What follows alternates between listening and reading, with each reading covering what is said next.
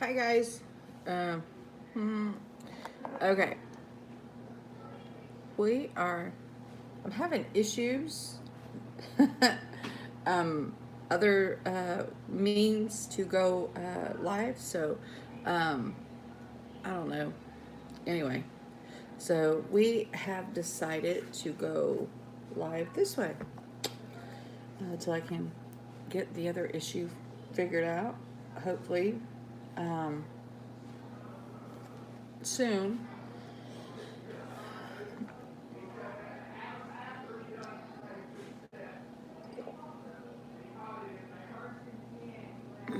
So kind of doing it, I guess you could say, really, really old school. I'm using my phone. Okay. Hi, Ernest. How are you, honey? And I will try to keep my eye on chat as well as, boy, I have to do this today anyway. It is what it is. Okay, so we got some headlines to go through, and we shall get right to them. And we're going to start with the article from London. It's from Sputnik News, actually. Hello, Mr. Sunny or Mrs. Sunny. Hello, how are you? Um, anyway, so we're going to start with a Sputnik News article. It comes from Sputnik News, and it's about the London Bridge incident yesterday. And it says that the UK Capital Transport Service said earlier in the day that London Bridge and its approaches were closed in both directions following the act of the terror, in which a man and a woman were killed. Three others were wounded, one of them critically. The Daesh terrorist group has reportedly said that the London Bridge attack was carried out by one of its fighters. The group did not provide any evidence but claimed that the attack was made in a response to Daesh calls to the target countries that have been a part of the coalition fighting the terrorist organization. Earlier in the day, the UK Prime Minister Boris Johnson stated during a visit to the London Bridge stabbing scene that the violent criminals should be locked up longer instead of being released on parole. Johnson argued that people should serve the term that they were sentenced to, and claimed that he was committed to increasing sentences for serious and violent offenders. London police said that they were treating the attack as an act of terror. The knife men identified as recently released 28-year-old convict Usman Khan was shot dead at the scene. He was freed on remand and after a serving only half of his 16-year sentence on a terror-related charges. Police are currently investigating how the man organized the attack. According to the preliminary evidence, the man attended a meeting on Friday afternoon in the London Fishmongers' Hall. The attack started inside before he left the building and went to the London Bridge. This is not the first time that the London Bridge has been the site of the terrorist attack.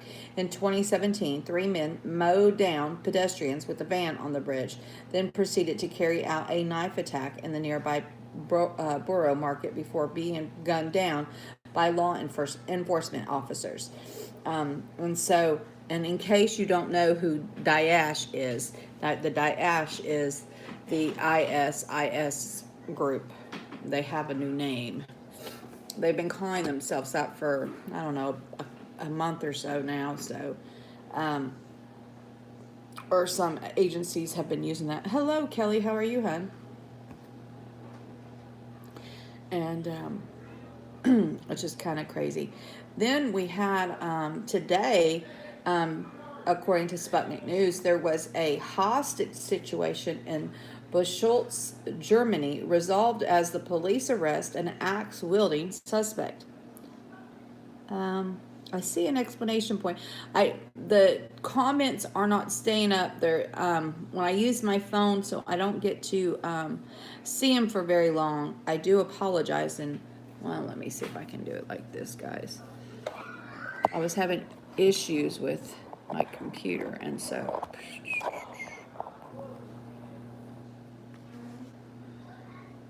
just until I get this, then we'll sit you back. So hopefully I can see the comments longer than what I'm seeing.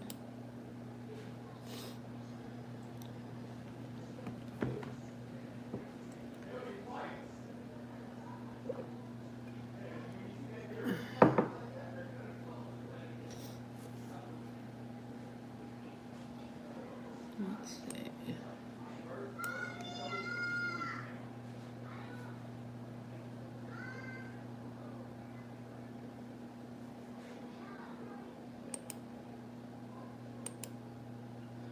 Sorry guys, I'm trying to fix this so I can see chat for more than just a second. It comes up and it goes really quick. We were just attacked. That's right. About 4 a.m., the printing press of our Hong Kong edition was visited by 4 masked men who were like.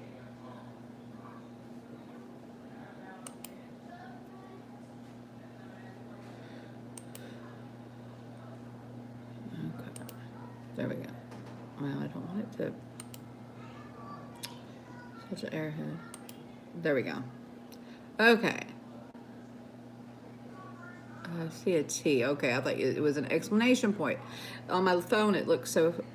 Hey, Carafus, how are you, hon?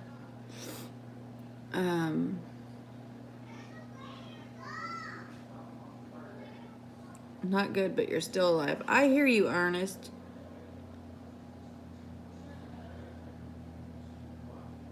Yeah, the terrorists, what they did, they let get out early. Yep, they let the terrorists get out early.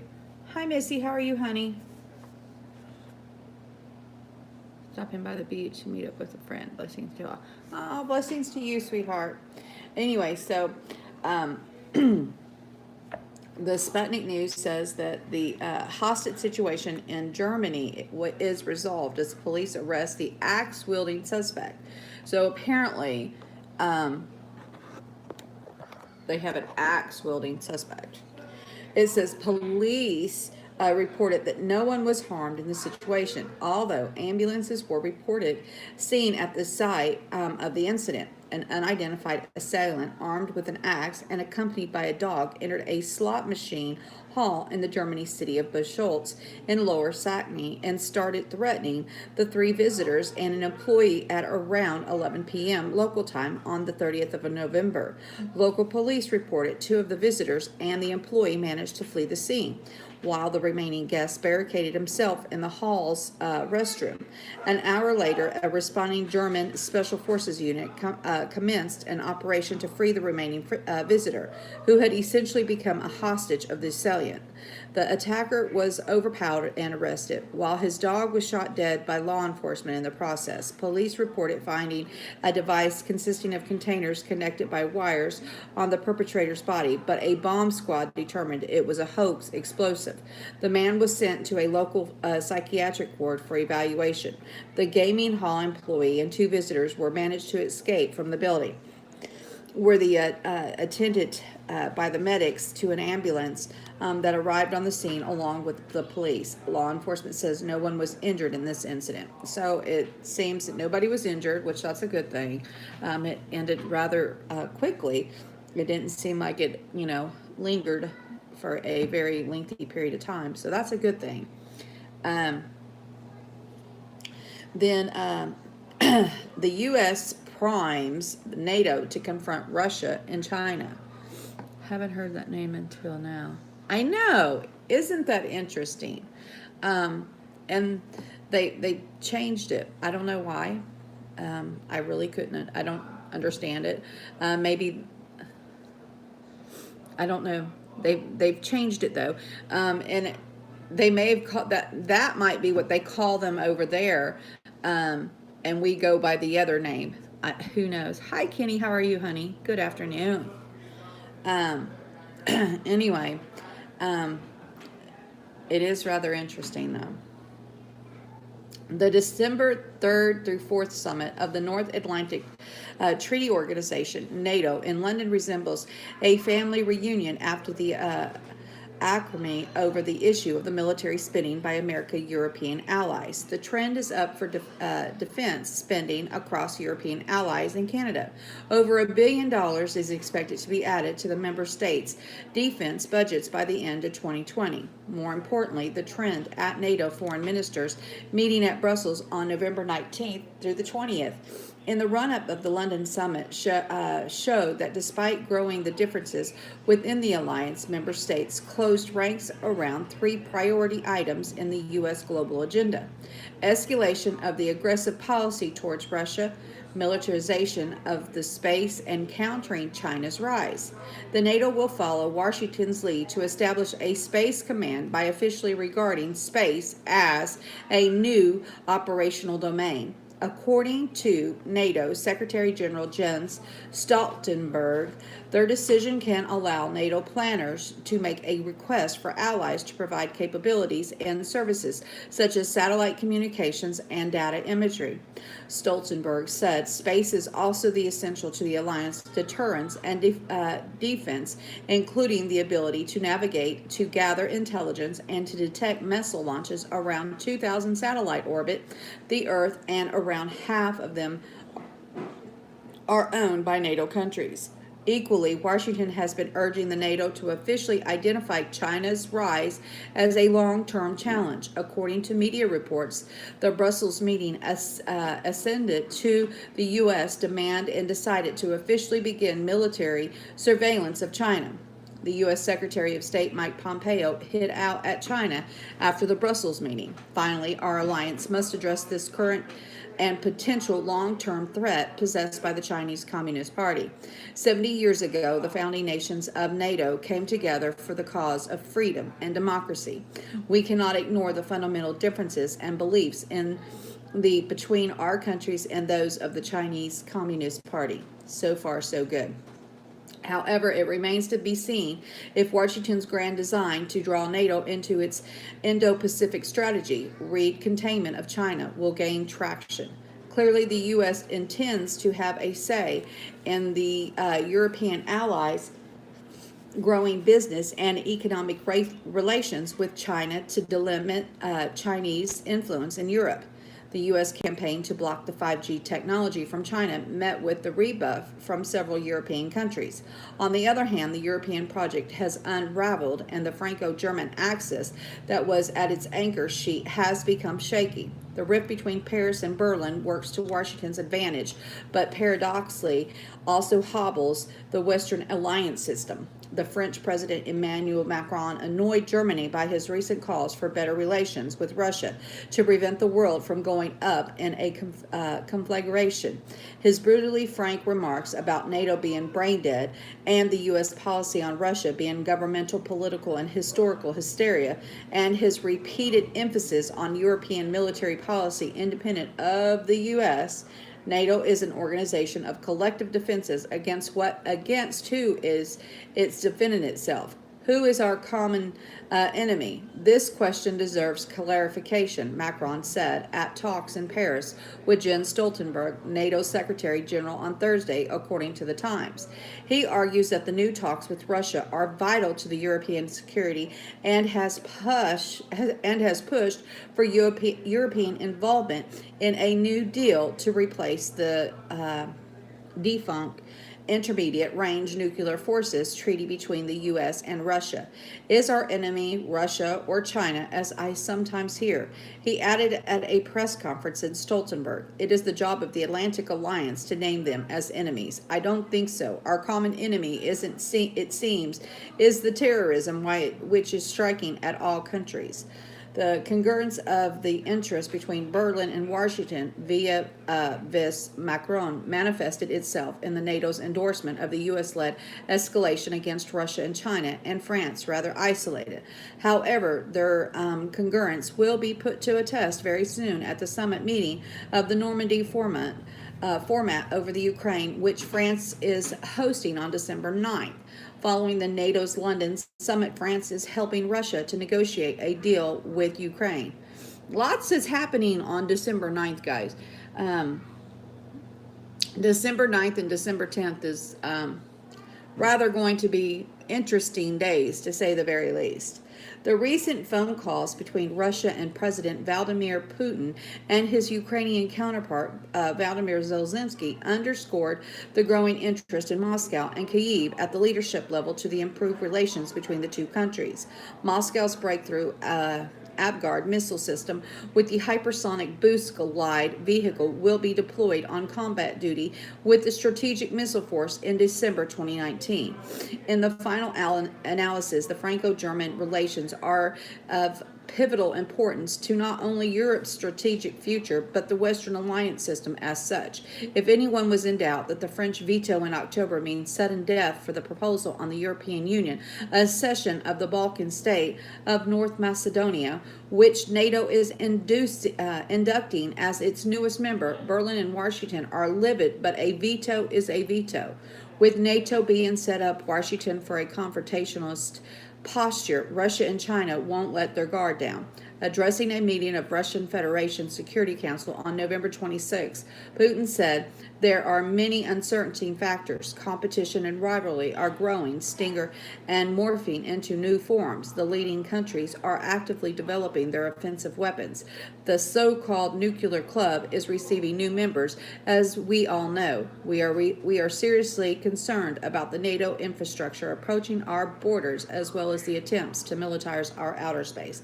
And there's just a little bit more than that, but knowing that, hi MG, how are you, hun? Knowing that we are coming up against, when we go to NATO, that they are trying to align NATO, the U.S. is aligning NATO to kind of confront Russia and China. It ought to be an interesting summit, to say the very least. So we definitely need to be keeping our eye on that situation on December 9th. Then we have news from Sputnik that says Denmark puts Greenland at the top of its security concerns following the U.S. bid to buy the Arctic island. U.S. President Donald Trump surprised Denmark this August by suggesting that Washington could buy the semi-autonomous and subsidized territory from the kingdom. The latter, however, firmly declined POTUS' offer. The latest risk and assessment report by Denmark's Defense Intelligence Service has showed a drastic change in the country's security priorities, with the kingdom's Greenland territory considered to be the greater risk than anything else, putting the defense of the region above measure to counter terrorism and cybercrime. The shift in stance was partly linked to the recent move by the U.S. president, who offered the country a hefty sum in exchange for the island, which is in a rich its significant deposits of valuable but hard to access resources. The BBC reported, citing the risk assessment document, Denmark responded negatively to the offer.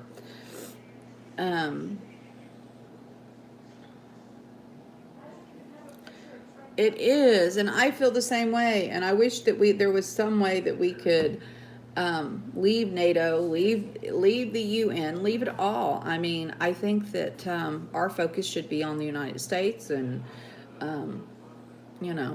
but I do understand we have to have allies for when emergency situations arise. So I get the concept behind the NATO thing, but it doesn't mean that I like them. Yes, they are a big part of the NWO, Ernest.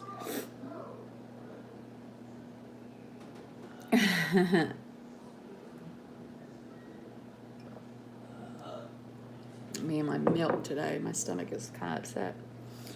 It says, but this is not the only reason that Greenland was put to the top of the Danish risk list. The intelligence service argues that the power game in the Arctic region, where the island is located, has intensified in recent years.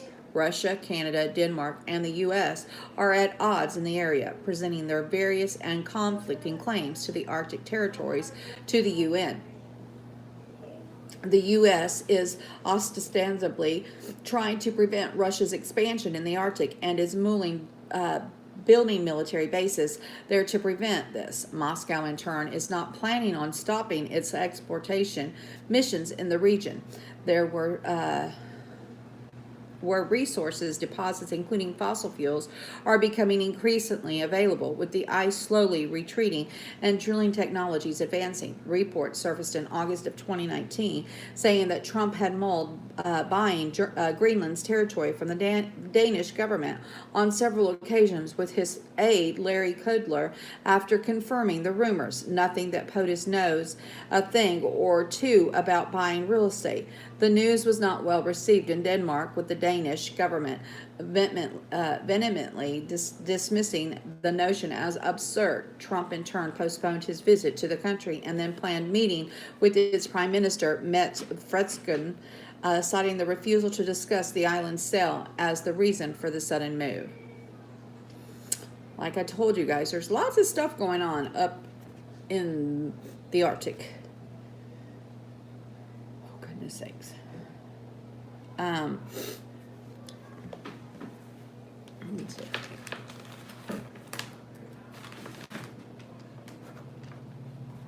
I'm trying to find me a pen. A million pins when I don't need it, but when I need it, it's gone, of course. I hate it when I have an article that doesn't want to load. Okay. Let's see if I have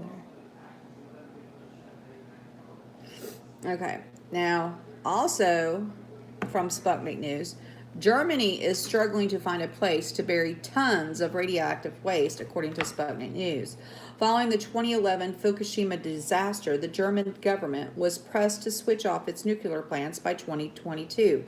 With the deadline coming, a major problem is looming: what to do with thousands of containers with deadly fuel that could kill anybody if they are opened within a million years. Germany is searching for a graveyard for more than 28,000 cubic meters of radioactive waste that will be left after the country's nuclear plants are shut down in 2 years, as was decided following the 2011 Fukushima disaster. A special expert team is tasked with finding a place to bury the about 2,000 containers with lethal high-level radioactive waste, but is facing several challenges. The deadline for finding a place which offers the best possible safety and security for a period of million years, according to the Ministry for Economic Affairs and Energy, is 2031. The transportation dangers. One of the challenges is how to transport the used fuel rods that are partly used or kept in temporary facilities designed to hold the waste for a few decades, as Professor Miranda Schurers, who is the depository search team, told CNN. If you opened up a canister with those fuel rods in it, it would more or less would instantly die, the professor said, adding that they are so incredibly hot it's very hard to transport them safely. Struggle to find trouble-proof site. The permanent graveyard itself should have several characteristics that are hard for many locations in Germany to meet. The site should be at least 1 kilometer underground and should be very, very stable, geological, according to Schurers. It can't have earthquakes. It can't have any signs of water flow. It can't be a very porous rock, she told the broadcaster, adding that while Finland, for example, has a lot of granite to build the facilities, Germany does not, and has to work with the crystalline granite or rock salt or clay rock. Although the deadline for finding the site is just over a decade, it will be sealed for well beyond our lifetime, until between 2130 and 2170. The fact that the place should be undisturbed for a million years also possesses a difficulty, as we need to warn people who probably will not understand our language that it is best not to open the sites up. However, the problem of communication seems to be acute now as well, as the authorities need to reach an agreement with the locals who may receive a permanent storage site in the neighborhood. For example, the residents of Gorleben village, Lowry, Saxony, located in the former West Germany, have resisted the government's plan to set up radioactive waste graveyard there for more than 40 years. Protesters even blocked a train loaded with containers of spent fuel heading to the temporary facility in Gorleben. Even though government has started to search for new local sites, activists remain aloof. They haven't canceled out Glorben completely, so we are very suspicious it might still be chosen, campaigner Kirsten Ruddick told CNN. And I think that that is very kind of scary. And I can see no one wants to have radioactive stuff in their backyard. Hi, Calamity Rain. How are you, hun? Yes, Boho. In my in let's see. I don't know if it's still on here. Let's see. Hopefully, yay, there it is. I didn't get to set up the description box, but in my Wexit site, Boho, there will be all of my news links will be in here. They are not there now.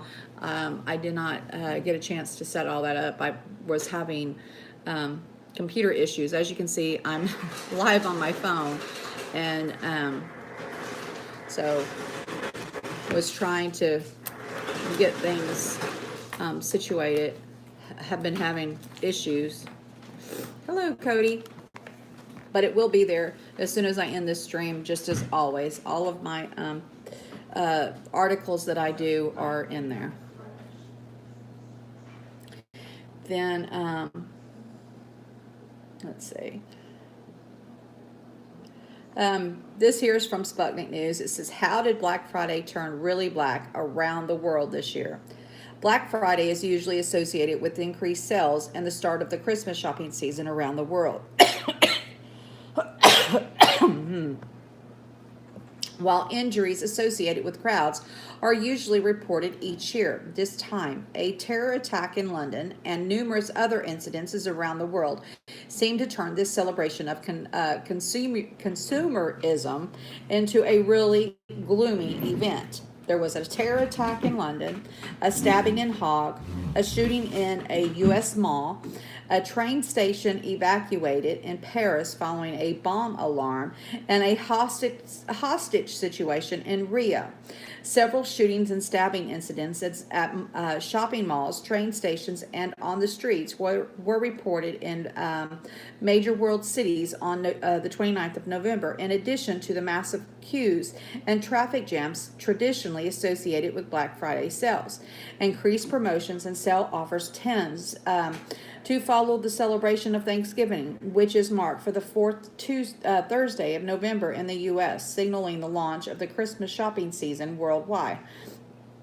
This year, the term may have earned a new meaning following a number of deaths and injuries that occurred around the world as a result of the multiple deadly attacks. The terrorist attack in London on Friday afternoon, a man stabbed several people with a knife on a London bridge in the British capital. The attacker was shot dead by the police while wearing a hoax explosive vest. Was later identified as 28-year-old Uzma Khan, who had been released from the prison in December 2018, where he had spent 8 years in connection to the terrorism-related charges. Khan's earlier conviction is believed to be linked to plots to bomb the London Stock Exchange, Big Ben, and Westminster Abbey in 2010. Several people were injured during the attack. Two of the victims, a male and a female, later died in the hospital, while three others at the time of the publication remain under observation by doctors. The incident has since been deemed a terrorist attack and is currently being investigated by Scotland Yard. The stabbing in Hague. 3 youths were wounded on a shopping street in the Hague in the Netherlands on the 29th of November, according to police reports. Images on social media showed dozens of people running away from the main market square area, Grote Market Street, where the incident took place. The suspect has so far not been captured, while police reportedly looking for a North African man. The attack has not been described as a terrorist-related by national media, but the motive of the suspect remains unclear. The shooting in the U.S. mall. A shooting incident occurred at Destiny USA Mall in Syracuse, New York, during Friday's shopping craze, with at least one man reportedly injured in the leg. The news was first reported on Twitter and later confirmed by the Syracuse Police Department, which stated that the shooter was not found following the incident. While the shooting apparently resulted from an assault or quarrels, some parts of the mall remained on lockdown for some time afterwards. A train station evacuation in Paris following the bomb alarm. Paris' busiest train station, Gare du Nord, was partially evacuated on Friday afternoon following the discovery of an allegedly explosive device in the passenger's bag during a random check. Authorities later determined that the item was an inactive mortar round reportedly carried by a soldier. Arrivals and departures were briefly delayed following the incident, as the station remains a popular destination for the trains from the UK, Belgium, Germany, and the Netherlands, with services fully resuming later in the day. The hostage situation in Rio. A man armed with a knife took between 5 and 6 people hostages at a bar on Rio do Resden in Lapa, Central Rio de Janeiro on Friday, according to local media. The suspect began releasing hostages at 3:34 local time. The incident reportedly occurred after a quarrel with a bar's owner, who has now also been released. The suspect, reportedly identified as Daniolo da Kaipriha, was said to be embellished with a stun gun by the Special Operations Battalion after an 8-hour standoff. The incident ended without casualties and all hostage being released. That is good to know. And that is all of the incidences that happened yesterday. That was quite a few, was it not? Good evening, Timberlab. How are you, honey? Send some chicken soup. Yep, I need some chicken soup, that's for sure. Much love, Simply Divine, to you as well. Let's see. Then we have India from RT says that India looks to Russian coal to lessen dependence on the U.S. and Canada and Australia.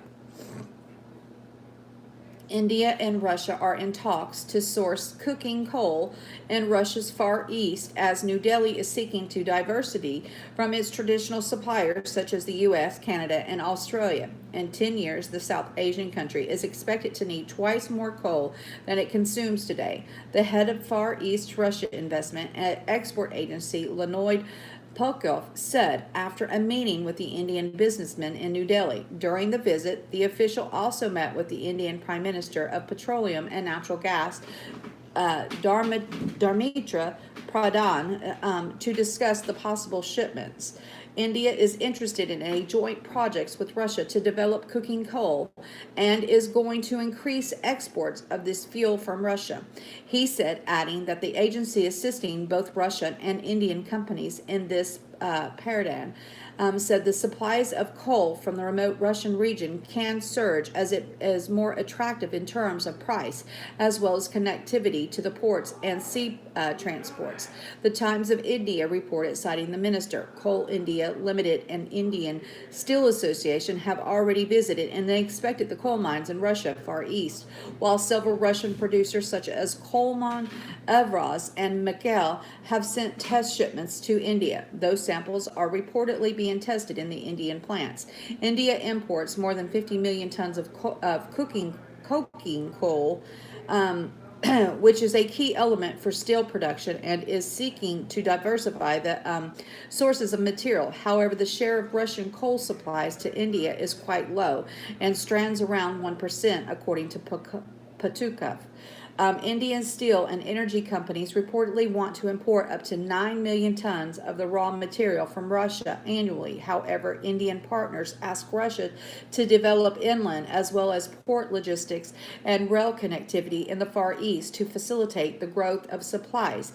They also want Russia firms to consider concessions and preferential terms for Indian companies. Earlier this year, the first Deputy Minister of Development of Russian Far East said that Moscow aims to boost the coal supplies sixfold to 28 million tons by 2025. And here we have Russia, strengthening their coal industry. They're already working on their gas supplies to everyone over there. they are becoming quite economically dependent, and um, they just continue to work to strengthen their economy, and nobody should blame them. That's what we try to do. And I say the best. You're going to shop, and you're going to get the best price and the best, the for your money. It just makes sense. You don't want to spend more for the same product if you can get it cheaper. We all are, I say, as consumers, we all, shop wisely and want our buck to go as far as it can. So I don't blame them whatsoever. Um, now, this here is kind of a follow-up story as far as it goes. It goes with what was reported yesterday about the insects. The countries that are unifying and are going to help Tehran. So this here article from RT says that the U.S. envoy spews vitriol as 6 more EU nations defy sanctions, bypass device insects, and urge saving Iran nuclear deal. 6 European countries, among them as U.S. NATO allies, have joined an EU scheme to bypass Donald Trump's sweeping sanctions, which ban all trade activities with Iran, raising the ire of notorious American ambassador in Berlin. Belgium, Denmark, Finland, and the Netherlands and Sweden released joint statement relating their intent to connect to the insects, short for the Instrument and Support Trade Exchanges, the European Special Purpose Vehicle. The move is to facilitate legitimate trade between Europe and Iran, and also to make an Islamic Republic stick by the 2015 JCPOA a nuclear deal. The news, lauded by some European diplomats, earned an angry rebuke from Richard Gernal, the U.S. ambassador to Germany. The envoy, whose heavy-handed diplomacy has irritated many influential Germans, found in his crosshairs a tweet by Lars Nordum, Norway's ambassador to Iran. And Nordum didn't respond to the verbal assault, but the insect participants' expansions received credit from the French Foreign Minister Jean-Yves Le Drian, who praised the important decision that will show Europe's autonomy of action. Launched by the UK, France, and Germany in January, Instex shields European businesses from U.S. sanctions by allowing them to trade with Iran without using dollars or running transactions through American banks. The move was to push back against the U.S., which unilaterally walked out of the nuclear deal last year, reimposed heavy sanctions on Iran's finances, foreign trade, and oil production, and designed its elite Revolutionary Guards Corps a terrorist organization. The Europeans instead chose to remain in the deal, although Iranian officials have been skeptical of their attempts to protect mutual trade against the U.S. restrictions earlier this year. Tehran also exceeded several commitments under the deal, beginning to enrich uranium and building new nuclear centrifuges. So this is not, again, I continue to say it's not a good deal, but it just seems like, all this undermining is not going to be good for us, and it's really going to make things worse in the end. Let's see. And then this here article from, I say good for Putin.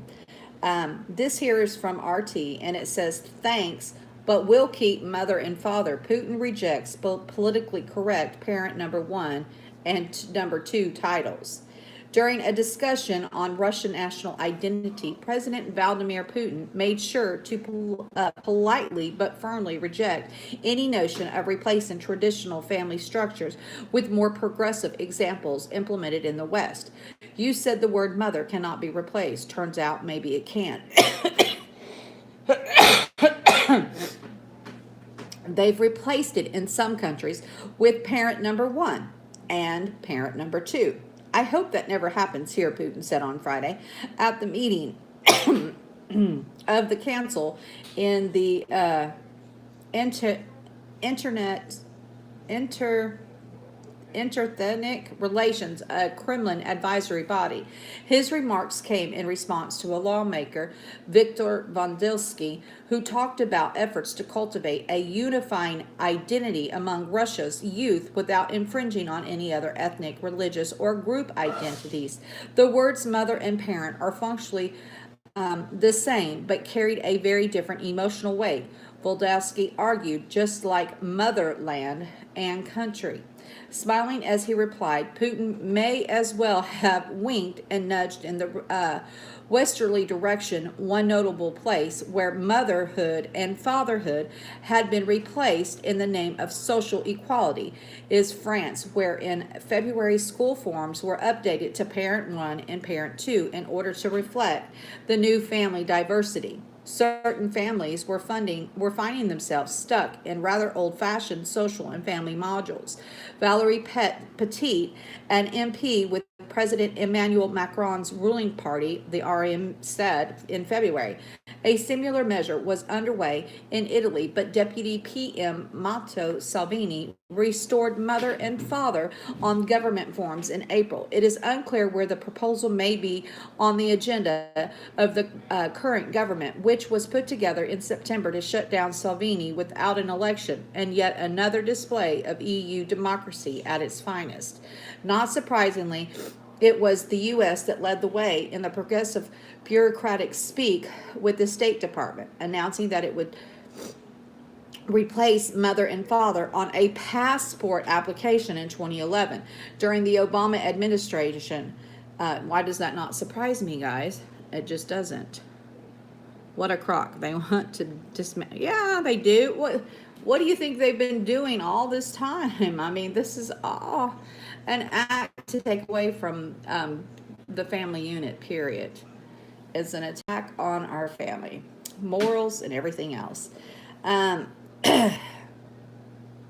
Anyway, Brenda Sprague, Deputy Assistant Secretary for Passport Services at the time, argued that this was due to the changes in medical science and reproductive technology. BS.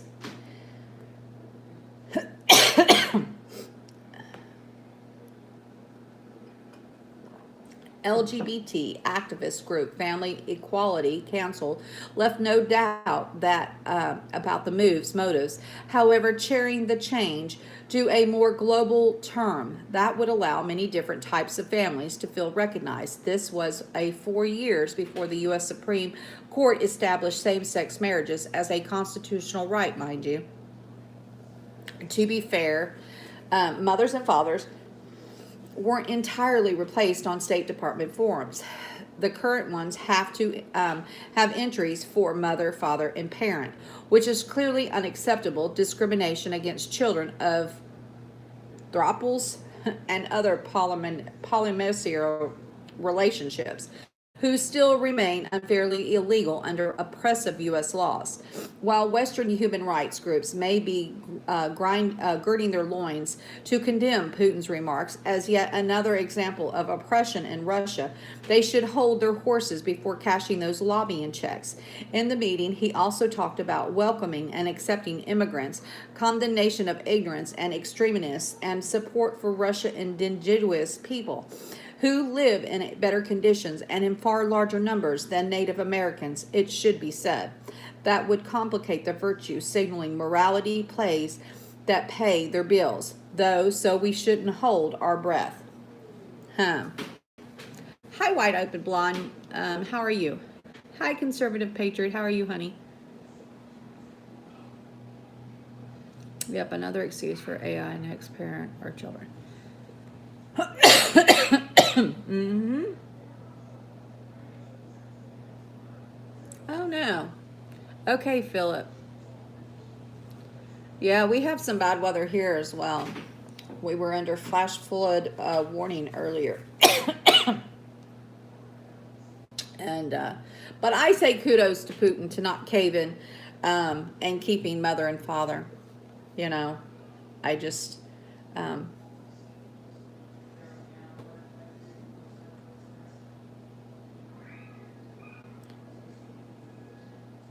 Okay.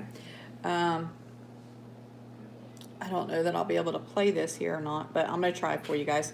It says, watch the Soviet-made missile system allegedly down the Apache helicopter. The footage shows a helicopter downing in flames and leaving a thick plume of smoke behind it. Then the helicopter disappears behind some cliffs, but the distant sound of a crash can be heard during the last moments of the clip. A Soviet-made Osawas NATO reporting name SA-8 Gecko air defense system has downed an AH-64 Apache helicopter, according to the video published on Twitter, the authenticity of which cannot be confirmed. The incident was allegedly confirmed in November during a clash on the Arabian Peninsula. The 9K-33 Oscar, created in 1970, is a mobile surface-to-air missile system that can hit low-altitude targets at the range of 12 kilometers. It is currently operated by the numerous countries, predominantly in the ex-USSR, Asia, and Latin Americas. And we are going to try and play this. I don't know if this will play. Let's see. I'll turn it on. Because sometimes it plays and sometimes it doesn't. Yeah.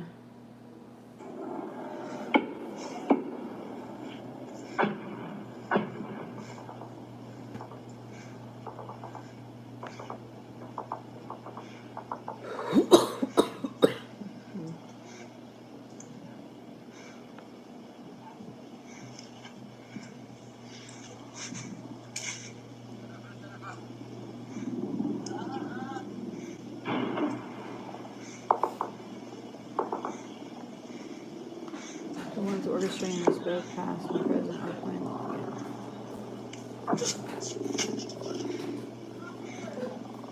سمع حرق باتيها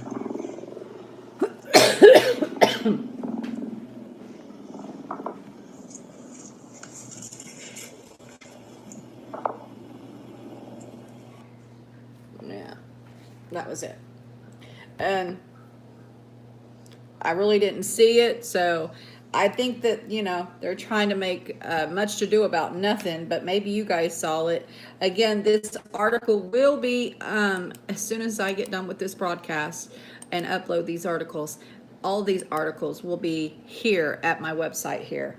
So, so you can view it. Maybe you guys can see something that I didn't see. Anyway, so then we have Omar's GOP challenger got blasted on Twitter after an account was suspended over treason tweet. Now, again, I say this just kind of shows you the how they want to, shut up conservatives completely. This is just another I'm just having all kinds of electronical problems today, guys. This is come on. Okay, here we go. Let me have to reload.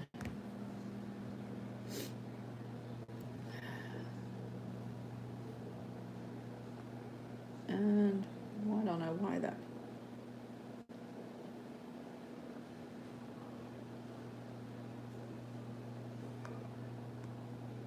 This article does not want to load, guys.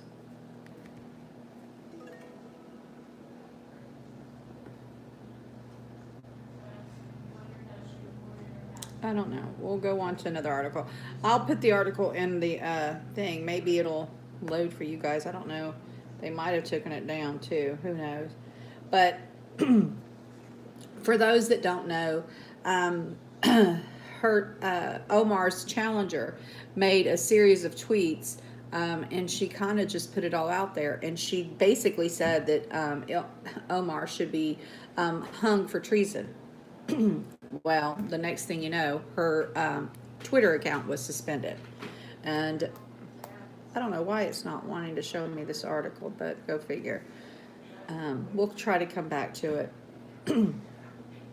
Then we have from Newsweek, we have a Utah teacher that was fired after telling a boy who gave thanks for his adoptive dad's that homosexuality is wrong. A Utah substitute teacher was fired this month after allegedly criticizing a fifth grade boy who told the class he was thankful for his two adoptive dads. The incident occurred last Friday at the Deerfield Elementary School in Cedar Hills after the sub asked students about the upcoming Thanksgiving holiday. When the 11-year-old child remarked about his two fathers, she allegedly described two men living together as sin. The teacher continued on an anti-homosexuality tirade for 10 minutes and told the boy that's nothing to be thankful for, Salt Lake Tribune reported. The issue was raised with a school principal by 3 students who took objection to the offensive comments, and the teacher was escorted from the building. The educator, who has not been identified, was reportedly hired via an agency known as Kelly Services. The situation was first highlighted on social media last week by Louis Van Amstel, who is adopting the child alongside his parents, Joshua Van Amstel. The substitute teacher was giving her a very clear opinion. 2 men is wrong, homosexuality is wrong, and you can imagine the set us off. And we're not letting this go, Louis Van Amstel said in the post that with thousands of views. I am so proud of the boys' school. Not only did they let go of the teacher, they said this woman is never going to teach in the school ever again. In a caption under the short video, he added 3 girls asked her multiple times to stop. When she didn't, they went to the principal's office to complain. I'm proud of those 3 girls. And the boys' school for standing up for our family against this bully. I'm truly disgusted that the bully in this situation is a teacher in a public school. A spokesperson for Kelly Services told Fox 13 in a statement this week, "We are concerned about any reports of inappropriate behavior and take these matters very seriously. We conduct business based on the highest standards of integrity, quality, and professional excellence. We're looking into the situation and we have no further comment at this time." A spokesperson for the school district told the Salt Lake Tribune that appropriate action has been taken and investigation into the substitute teacher's comments remain ongoing. Back in April, Joshua Van Amstel wrote about the adoption proceeding on his own Facebook page. Adoption has been a discussion for several years through our relationship, and today we finally got to meet our son for ourselves. It could not have been more magical, he said. Louis Van Amstel is a professional choreographer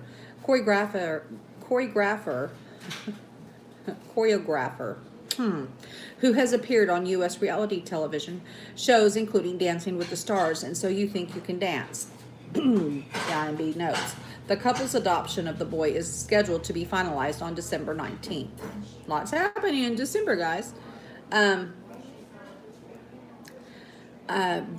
you know, I have my own moral compass and moral values, and I stand on different footing when it comes to this type of situation. I think that the teacher was wrong. I don't think that she should have. Again, I just disagree with including children in talks like this. I think that whether you know, she was stating her views and beliefs, I think that that was wrong on her part. I mean, you know, do I think she's right? Well, that's a different subject. I just think that when you are, you know, dealing with children, they need to be handled as children and not as adults. And what you feel about the adult situation should not ever be, you know, implemented on the children. I think children should be able to make their own decisions, not make their own decisions per se, but you know, they're going to get brought up in a certain way, and the way that I bring up my children is the way that I bring up my children, or the way that I brought up my children is the way I brought up my children, and the way every parent, and I think it should ultimately lay on the child. But where, how, and who to is so wrong. Yeah, that's it. Very well put, Alina. I will, yes. Yes, indeed. So, then we have, well, I probably should have done this one earlier. Angela Merkel says freedom of speech must be curtailed to keep society free. German Chancellor Angela Merkel says that freedom of speech, freedom of expression must be curtailed in order to keep society free. Yeah, really. For all those who claim that they can no longer express their opinion, I say this to them. If you express a pronounced opinion, you must live with that fact that you have been contradicted, said Merkel during a speech to the German parliament. Expressing an opinion does not come at zero cost, but freedom of expression has limits, she added, as some in Bundestag could be heard voicing their disagreement. Those limits begin where hatred is spread. They begin where the dignity of other people is violated. The House will and must this House will and must oppress extreme speech. Otherwise, our society will no longer be the free society that it was, said Merkel.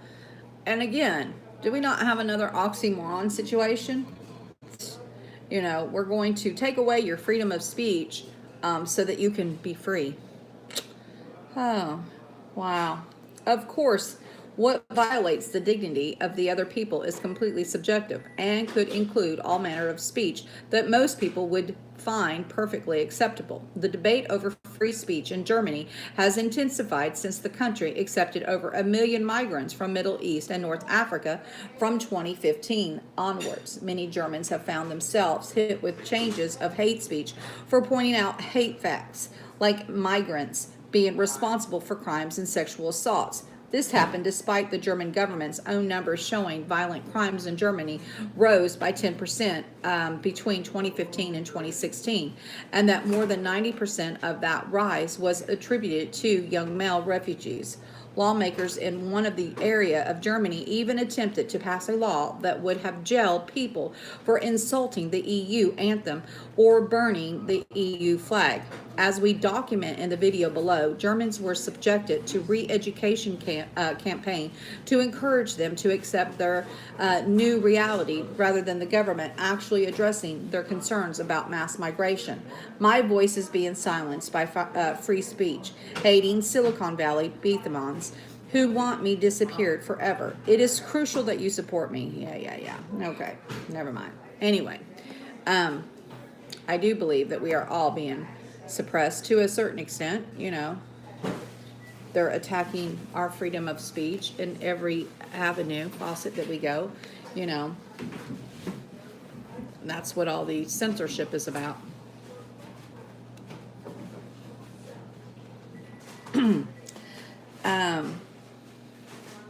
Washington mother was killed by estranged husband while sitting in a minivan with 3 children. This is just a sad story. A Washington state woman with a restraining order was shot and killed by her estranged husband while sitting in a minivan with her mother and 3 young children, authorities said. After an ongoing domestic violence abuse and being released on bail, my brother-in-law decided to take my sister's life into his own hands. Tabitha Oyeda said on a GoFundMe on Wednesday, a day after the shooting at an elementary school in Hazeldale, Washington. With my mother, sister, and 3 kids in the car, he shot through the windshield and the driver's side. Odetta was the sister of Tiffany Hill and the sister-in-law of Killen Hill, 38. Oetta said her mother had been shot 3 times and was expected to survive. The children weren't hurt. After the shooting, Hill led deputies on a short pursuit and then killed himself with a bullet to the head, the Clark County Sheriff's Office said. Court documents show a history of domestic violent acts by Hill against his wife, the Columbia newspaper reported. In the latest incident on November 7th, police arrested Hill on stalking charges after being accused of affixing a GPS tracker to her car, according to the paper. A judge increased Hill's bail in the case of $250,000 on November 15th, but rejected a prosecutor's request for electronic monitoring. A week later, Hill posted the bail and secured his release. The paper reported on the day of the murder. He was granted permission to use a vehicle to go back and forth to work. She was a mother, a sister, and a daughter, a veteran, and did not deserve to go out this way, Oeda said. And that is extremely sad. And what is even sadder is that there is so many cases like this, and they hardly get brought to the media's attention. There's so many situations where you have, abusive situations that women have left to escape, and then they, have restraining orders, and those restraining orders do no good. They go right through them, and and then you are, without your sister, you're without the children are without their mothers. And the fact that the gentleman was just released, now granted the $250,000 bond was extremely high, but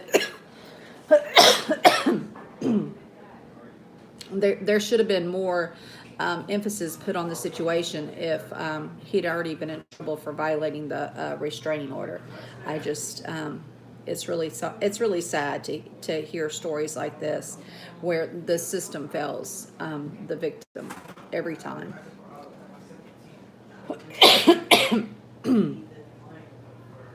Okay, then I have this article. Okay, it was posted on yesterday. Now, I don't usually cover the I don't know how to say the word without getting in trouble, but I know that I haven't heard anyone else covering this. There was a Lion something on YouTube. Lion Republic or something, a YouTuber. He covered it, and that's where and it was circulating on Twitter, and that's how I saw it.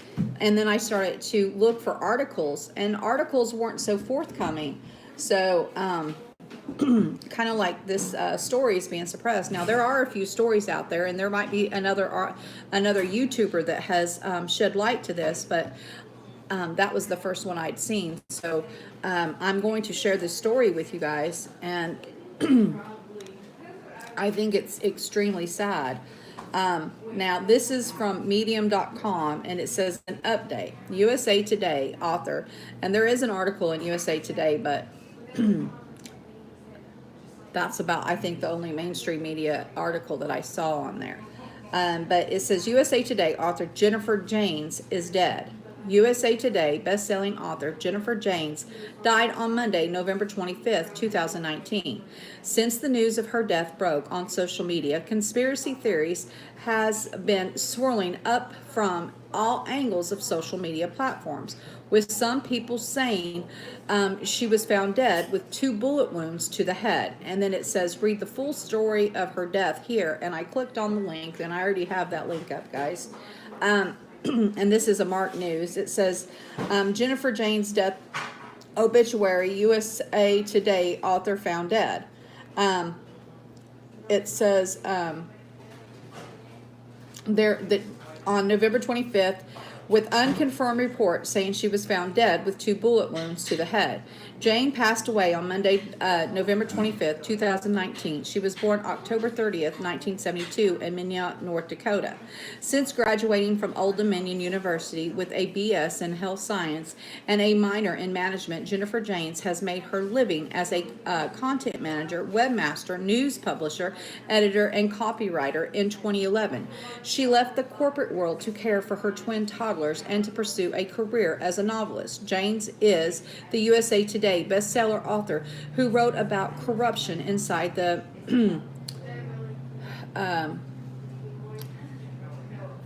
vac industry. I guess I'm going to call it a vax industry. There we go. Because that word is a trigger word, you guys. And the author of the book titled Malice About Dr. Daniel Winters.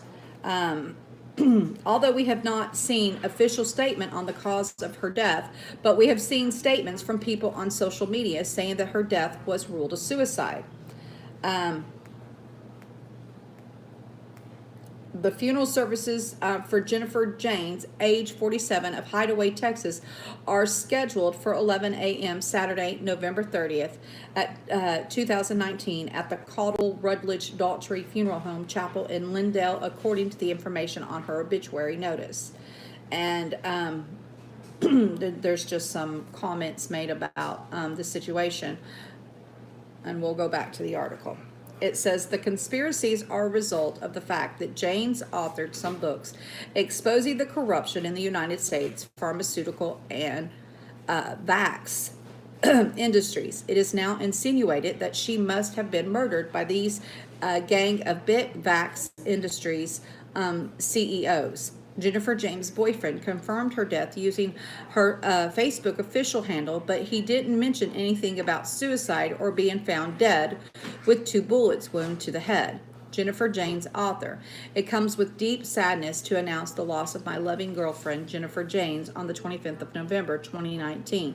She will be missed more than words can ever convey. An incredible woman with the heart size of the universe. She also talked lovingly about her readers, fans, and friends, and looked forward to hearing from all of you. We would often stay up late, sending out books to those that wanted to read her novels, yet lacked the finances to buy. She'd send her books to them regardless. She will be missed, loved, and always remembered. Let's celebrate the life of this wonderful woman by remembering the love, warmth, and care she gave to us all. With respect, Burke Bryant. And that was his post. The following is just one example of the conspiracy theories and how American feels about the pharmaceutical industry.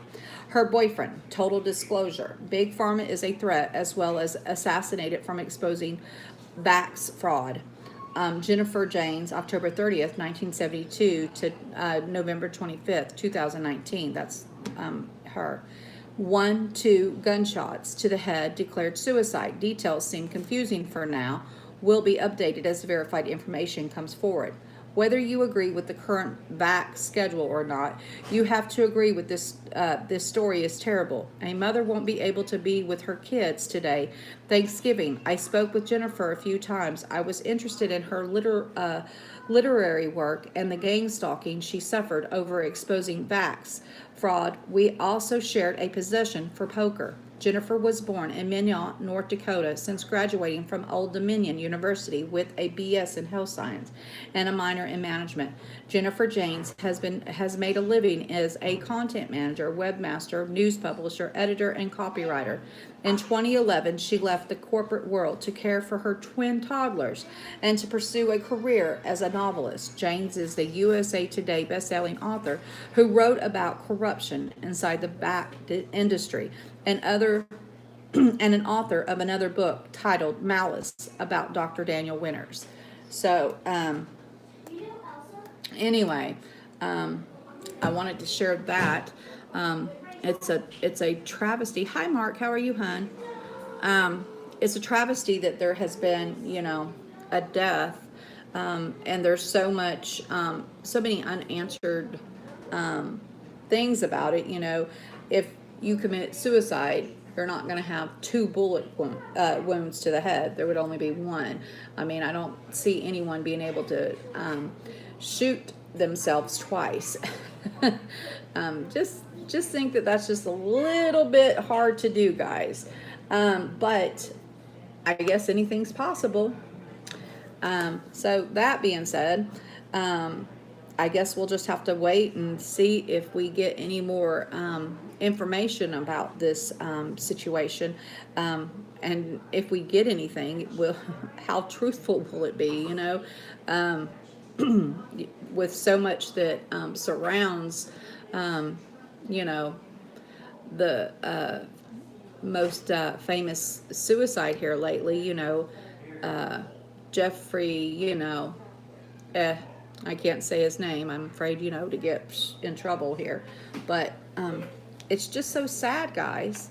It truly is sad, to say the very least. And I don't know. You guys tell me what you think about all of it, I think it's a bad deal. No matter how you toss it, dice it. I feel so bad for Yeah, it is sad. And to think that you could possibly, you know, be murdered for telling the truth.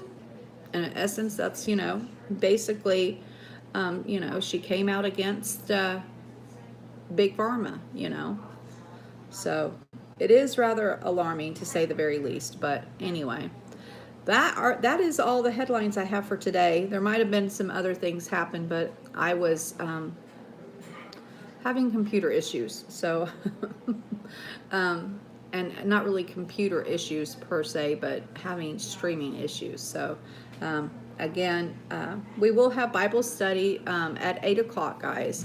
I'm hoping that I will have something figured out here. I might have to try to attempt to do Bible study through Joshua TV as well as my telephone, because I do have some information and I want everyone to look at it at the same time that I'm looking at it, and I don't like doing this. So hopefully I can get everything fixed and situated so that we don't have to do this, but we'll wait and see what happens. But there will be Bible study at 8 o'clock, like I said, even if I have to do this just with my cell phone. And we will continue. I know that last night that I talked with, when me and Gloria were discussing it, we discussed going through part of Ezekiel and then back to reading a couple of the chapters of Revelation to get through the first 6 chapters. But I have a couple of things that the Lord kind of handed to me. So we're going to, and it is all about Revelation. And I came across a couple of really good sites, and I really want to share these sites with you guys. And I believe that they will give us, better insight and clear up some of the questions that we had yesterday. So we will be still in Revelations and our journey on understanding Revelations. Anyway, God bless each and every one of you. Hope to see you at 8 o'clock for Bible study. And if not, hope to see you tomorrow at 5 o'clock for headline news, or tonight in Marv. Today is Saturday, so Marv should be live tonight. I don't know if anyone else is doing anything, but again, hope to see everyone around.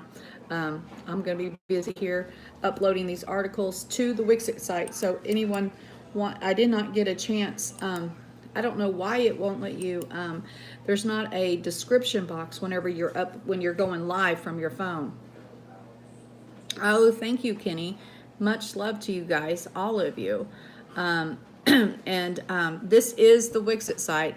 Give me about 30 minutes and all of those articles will be on the site, so that you guys can check them out for those that want to see the articles. And I tried to have them before I go live, but with all the other issues that I had and I was running late, I didn't want it to be too late. So anyway, so that way you can actually look at them as we go through it. But how many hours into Bible study? It is at it's at 8 o'clock, so it's about an hour and 45 minutes because it's 6:15. So in an hour and 45 minutes, Mark.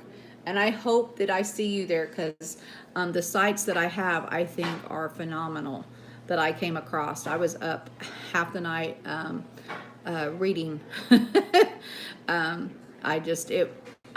It was on my heart last night, and I was on a mission because I wanted to simplify things, and I think I've got it. By George, I think I've got it.